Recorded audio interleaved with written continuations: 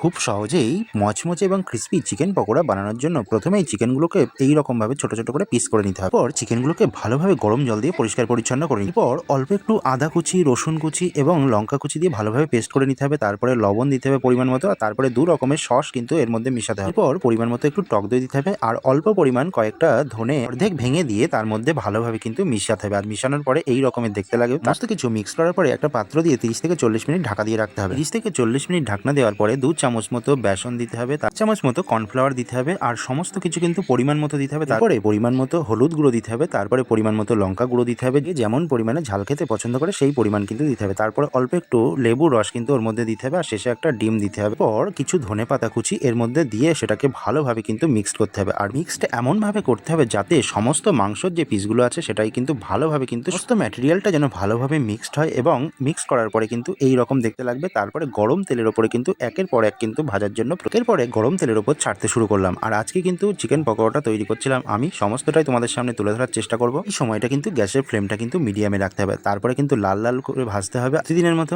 আজকেও তোমাদের সামনে কিন্তু একটা নিত্য নতুন ভিডিও নিয়ে চলে আসলাম। আর এই রকম দেখো লাল লাল যতক্ষণ না ভাজা হবে ততক্ষণ পর্যন্ত এপিট ওপিট করে কিন্তু ভাজতে হবে। আর ভাজা কমপ্লিট হয়ে যাওয়ার পরে একটা পেপারের উপরে তোমরা কিন্তু এই রকম ভাবে রাখতে পারো। আর রাখলে কিন্তু যে তেলটা থাকবে সেটা কিন্তু সবটাই কিন্তু টেনে। ফাইনালি আজকে চিকেন পকোড়া কিন্তু তৈরি হয়ে গেছে। আর কেমন লাগছে অবশ্যই কিন্তু কমেন্ট করে জানাবেন। চলো এবার খেয়ে দেখা যাক। তো প্রথমে একটা কিন্তু ভেঙে নিয়ে মুখের মধ্যে চালান করলাম। আজকের ভিডিওটা এই পর্যন্ত ছিল, দেখা হচ্ছে নেক্সট ব্লগে। সবাই ভালো থাকবেন, লাগলে অবশ্যই ফলো সাবস্ক্রাইব করে রাখতে পারেন।